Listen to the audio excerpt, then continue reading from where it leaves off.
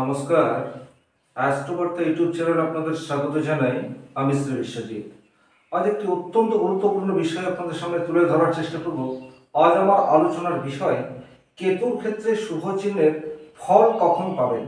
দেখুন, অনেকের মনের মধ্যে প্রশ্ন থাকে, কেতুর ক্ষেত্রে আমার মৎস্য চিহ্ন রয়েছে, কেতুর ক্ষেত্রে আমার ট্রায়াঙ্গেল সাইন রয়েছে, কেতুর ক্ষেত্রে আমার ত্রিভুজ সাইন রয়েছে, কেতুর ক্ষেত্রে আমার উন্নতি সূচক রেখা রয়েছে।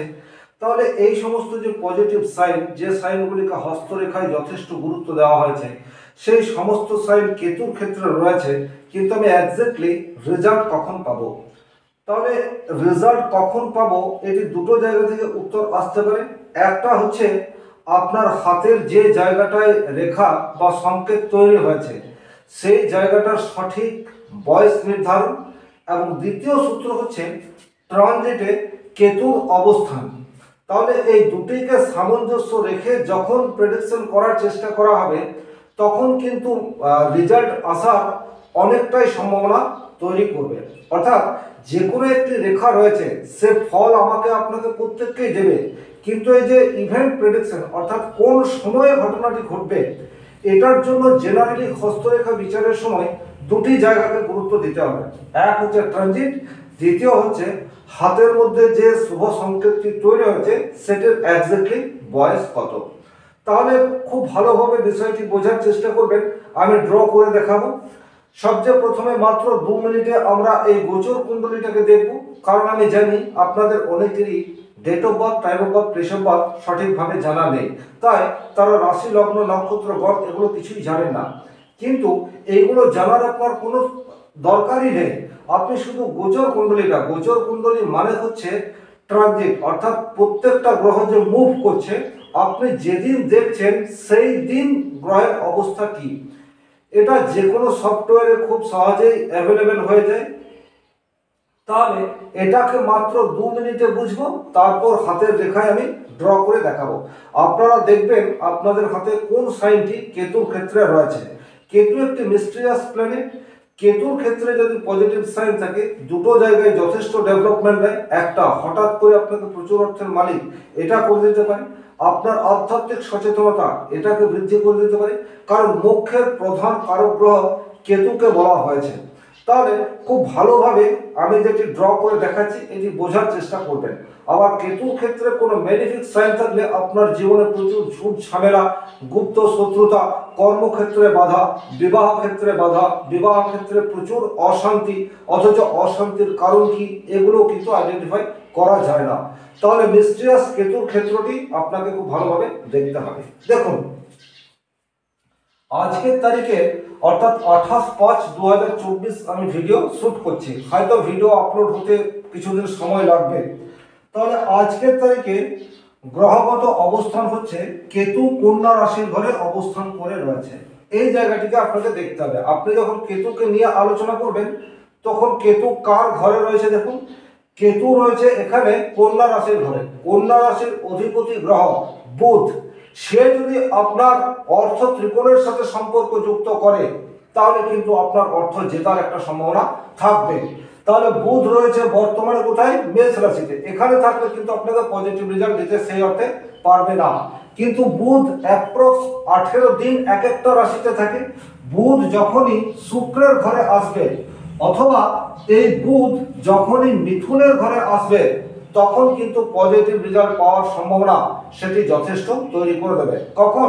যখন হাতের রেখায় আপনার এই যে 4টি সংকেত আমি লিখেছি সেইগুলি কেতুর ক্ষেত্রে তৈরি হবে। তো হাতের রেখায় আমি একটু পরেই আসছি, আগে গোচরটা খুব সংক্ষেপে বুঝবো।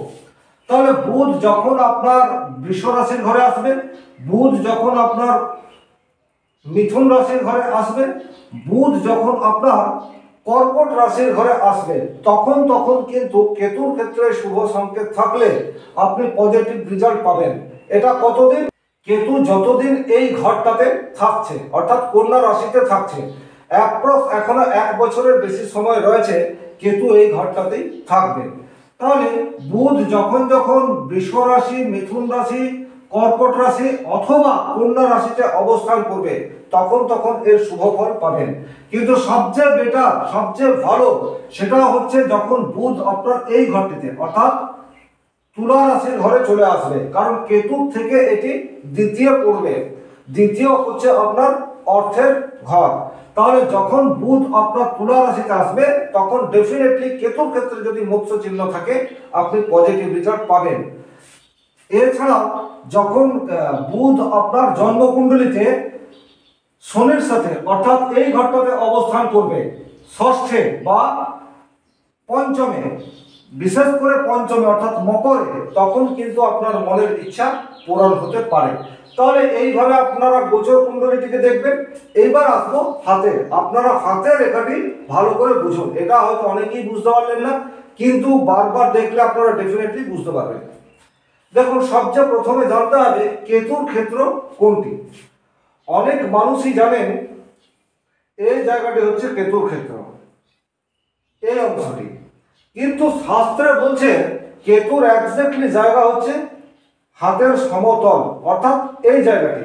তাহলে আমি যে সংকেতগুলি ড্র করে দেখাবো এটি আপনারা দুটো জায়গাতেই দেখবেন। একটা হচ্ছে হাতের মধ্যাংশ একদম মিডল পয়েন্ট, একটি হচ্ছে হাতের শেষ অংশ। তাহলে এই জায়গাটিতে যদি কোনো ফিশ সাইন তৈরি হয়, ফিশ সাইন কি রূপ হতে পারে? এইরূপ ফিশ সাইন তৈরি হতে পারে। আপনারা কতটা ছবিতে বুঝতে পারছেন জানি না, কিন্তু এই ধরনের যদি ফিশ সাইন তৈরি হয় এটিকে অত্যন্ত শুভ বলা হয়েছে। ইন জেনারেল এটি গুপ্ত কোনো জায়গা থেকে প্রচুর অর্থ একসাথে পাইয়ে দেয়, এইরূপ বিষয়কে ইন্ডিকেট করে। তাহলে এটি লটারি হতে পারে, সাট্টা হতে পারে, জুয়া হতে পারে, ক্রিপ্টো কারেন্সি হতে পারে, শেয়ার মার্কেট হতে পারে। এই সমস্ত জায়গাতে খুব অল্প সময়ের মধ্যে দ্রুত প্রোগ্রেস এই বিষয়টি ইন্ডিকেট করে। কেতুর ক্ষেত্রে যদি ত্রিভুজ চিহ্ন তৈরি হয়, ত্রিভুজ চিহ্ন বলতে এই ধরনের, এটি কিন্তু আয়ু রেখার সাথে সংযুক্ত অবস্থায় থাকবে, অর্থাৎ এই ধরনের একটি সংকেত। এটিকেও কিন্তু জ্যোতিষশাস্ত্রে অত্যন্ত শুভ বলা হয়েছে। এই জায়গাটিকে খুব ভালোভাবে আপনারা দেখুন। ইন জেনারেল এর দুটো রেজাল্ট, একটা হচ্ছে লটারিতে অর্থপ্রাপ্তি, আর দ্বিতীয়টা হচ্ছে আপনার বিবাহের ক্ষেত্রে চরম উন্নতি লাভ। অর্থাৎ বিবাহের আগে আপনার কাছে কিছুই সেই অর্থে ছিল না, কিন্তু বিবাহের পরে আকস্মিক অর্থ লাভ বা স্ত্রী ভাগ্যে ধন লাভ, এই বিষয়টিও কিন্তু কেতুর ক্ষেত্রে এই ধরনের ত্রিভুজ থাকলে দেখতে পাওয়া যায়। আবার অনেক ক্ষেত্রে এই জায়গায় একটি ত্রিভুজ চিহ্ন থাকে, এই জায়গায় ত্রিভুজ চিহ্ন লাভ ম্যারেজ বা প্রেম বিবাহকেও ইন্ডিকেট করে। তাহলে এই জায়গাটি আপনারা একটু ভালোভাবে পর্যবেক্ষণ করবেন। দ্বিতীয় যে সাইনটির কথা বলবো সেই সাইনটি হচ্ছে আপনার কেতুর ক্ষেত্রে একটি উন্নতি সূচক রেখা। এই রেখাটি কিরূপ হতে পারে? এই রেখাটি আপনার আয়ু রেখার সাথে সংযুক্ত হয়ে এই ধরনের একটি ঊর্ধ্বগামী রেখা হতে পারে। তাহলে এই রেখাটিও কিন্তু যথেষ্টই পজিটিভ রেখা বলা যেতে পারে। তাহলে কেতুর ক্ষেত্রে আমরা যে তিনটি রেখা বা তিনটি সংকেত নিয়ে আলোচনা করলাম, এখন যদি আমরা হাতের রেখার মধ্যে বয়স নির্ধারণ করার চেষ্টা করি তাহলে এই প্রত্যেকটা সাইন কিন্তু আপনার 60 এইরূপ এজকে ইন্ডিকেট করছে। খুব ভালোভাবে বিষয়টি বুঝবেন, মন দিয়ে শুনবেন। প্রত্যেকটি সংকেতই কিন্তু, অর্থাৎ এই জায়গাটি যদি আমরা আয়ু রেখা থেকে বিচার করি তাহলে মোটামুটি 60+। তাহলে কেতুর ক্ষেত্রে রেজাল্ট পজিটিভ সাইন থাকলে কি আপনি বৃদ্ধ বয়সে রেজাল্ট পাবেন? দেখুন, বিষয়টি এইভাবে দেখবেন না। কারণ হচ্ছে ইন জেনারেল 60তে তো আর কারো বিবাহ হবে না, তাহলে যে ত্রিভুজ থাকলে যে সংকেতটি বলা হচ্ছে সেটি তো আর অ্যাক্টিভেট হচ্ছে না। কিন্তু এখানে শাস্ত্রে বলছে মঙ্গলের সমতল, অর্থাৎ এইটি হচ্ছে আপনার আপার মার্স বা মঙ্গলের উচ্চক্ষেত্র, রাহুর ক্ষেত্রটিকে বলা হচ্ছে মঙ্গলের নিম্ন ক্ষেত্র, এবং এই যে সমতল, এই সমতল ক্ষেত্রটিকে বলা হচ্ছে কেতুর ক্ষেত্র। তাহলে আমি যে সংকেতগুলি বললাম সেগুলি আপনার এই হাতের মধ্য অংশে তৈরি হয়ে রয়েছে কিনা এই বিষয়টি খুব ভালোভাবে দেখুন। আমার সাথে হয়তো অনেকেই একমত হবেন, আমার কেতুর ক্ষেত্রে ফিশ সাইন রয়েছে, আপনি এই জায়গাটিতে দেখছেন। আমি বলবো না যে এখানটায় যদি ফিশ সাইন থাকে তাহলে আপনি বেনিফিট পাবেন না, বেনিফিট তো অবশ্যই পাবেন, কিন্তু কেতুর যে রিয়েল ক্ষেত্র সেটি হচ্ছে মঙ্গলের সমতল, অর্থাৎ এই জায়গাটি। আপনারা ভালোভাবে লক্ষ্য করে দেখুন, যখনই আপনি মার্কারের ক্ষেত্র থেকে এই ধরনের একটি রেখা টানবেন, এটি 45 ডিগ্রিতে চলে গেলে যে অংশটি পড়বে সেই অংশটি হচ্ছে কেতুর অংশ। তাহলে এই জায়গাটি অত্যন্ত গুরুত্বপূর্ণ হাতের মধ্যে, কারণ এখানে একাধিক রেখা থাকে আর প্রত্যেকটি গ্রহের ভাইব্রেশন এই জায়গার মধ্যে অর্থাৎ হাতের সমতলের মধ্যে দেখতে পাওয়া যায়। তাহলে এখানে যদি এই ধরনের একটি সংকেত থাকে, এটি কিন্তু মোটামুটি 30-এর মধ্যে আপনার গ্রাফ সেটি ঊর্ধ্বতর দিকে যাবে তা ইন্ডিকেট করছে। এই জায়গাতে যদি একটি এই ধরনের ত্রিভুজ তৈরি হয়ে যায়, ডেফিনেটলি এটি লাভ ম্যারেজ বা প্রেম বিবাহ এই বিষয়টিকে ইন্ডিকেট করছে। বৈবাহিক সূত্রে প্রচুর অর্থ লাভ এই বিষয়টিকে ইন্ডিকেট করছে। এছাড়া এই জায়গাতে কোনো ধরনের চতুর্ভুজ সেটাও কিন্তু তৈরি হতে পারে। কি ধরনের চতুর্ভুজ তৈরি হতে পারে?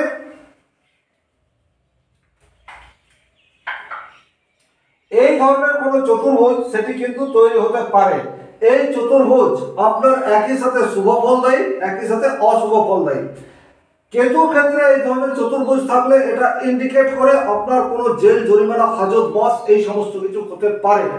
কিন্তু এখানে সেই জায়গা থেকে রিলিফ এই বিষয়টি ইন্ডিকেট করে এই ধরনের চতুর্ভুজ। এছাড়া এমন কোনো উত্তরাধিকার সূত্রে প্রচুর প্রপার্টি সংযোগ এটিও কিন্তু দেখতে পাওয়া যায়। হয়তো দীর্ঘদিন থেকে 15 বছর 20 বছর ধরে কোনো একটা প্রপার্টি নিয়ে আপনার মামলা মকদ্দমা চলছে, তার রেজাল্ট সেটি আপনার পক্ষে থাকলো, এই বিষয়টিকে কিন্তু ইন্ডিকেট করে কেতুর ক্ষেত্রে এই ধরনের একটি চতুর্ভুজ থাকলে। তাহলে আপনাকে দেখতে হবে যে চারটি সংকেত বললাম, অর্থাৎ মৎস্য চিহ্ন, ফিশ সাইন, ত্রিভুজ বা ট্রায়াঙ্গেল, কেতুর ক্ষেত্রে একটি রেখা অর্থাৎ উন্নতি সূচক রেখা এবং কেতুর ক্ষেত্রে একটি চতুর্ভুজ, আপনার হাতে কোনটি প্রমিনেন্ট রয়েছে এটি আগে দেখুন। এবং সেই প্রমিনেন্ট সংকেতটি কোথায় রয়েছে? মঙ্গলের সমতল অর্থাৎ হাতের মধ্য অংশে না হাতের শেষ অংশে? যদি হাতের শেষ অংশে থাকে তাহলেও আপনি বেনিফিট পাবেন, কিন্তু আপনার রেজাল্ট আসতে একটু সময় লাগবে। কিন্তু যদি হাতের মধ্য অংশে থাকে তাহলে কিন্তু ইন জেনারেল আপনি 30-এর আশেপাশে এই সময়সীমার মধ্যে কিন্তু প্রচুর অর্থের মালিক হয়ে যেতে পারেন।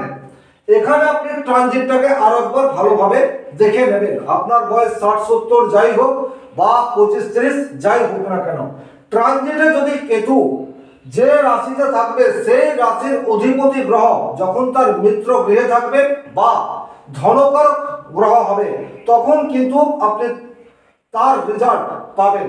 এখানে আমি বুধকে বললাম, বুধ 18 দিন অন্তর অন্তর রাশি পরিবর্তন করে। তাহলে এখানে আপনি দেখবেন যে আপনি হঠাৎ করে একটা টিকিট কেটেছিলেন, আপনি লটারি পেয়ে গেলেন, আবার 2-3 দিন পর টিকিট কাটলেন, লটারিতে অর্থ জিতলেন। তাহলে এইরূপ ঘটনা কিন্তু আমরা কেতুর ভাইব্রেশন থেকে পাই। তবে এখানে একটা কথা বলবো, লটারির নেশা হচ্ছে অত্যন্ত বাজে নেশা, আপনারা খুব বেশি লটারির টিকিট কাটবেন না। তাহলে আজকের ভিডিও এই পর্যন্ত। যদি ভিডিওটি ভালো লাগে সেক্ষেত্রে লাইক করবেন, কোথাও কোনো ধরনের প্রশ্ন বা সংশয় থাকলে কমেন্ট বক্সে লিখে জানাবেন, আর চ্যানেলে নতুন হয়ে থাকলে চ্যানেলটাকে সাবস্ক্রাইব করে পাশে থাকা অল নোটিফিকেশন বেল আইকনটি প্রেস করে দিন। আজকের মতো বিদায় নিচ্ছি, ভালো থাকুন, সুস্থ থাকুন, ধন্যবাদ।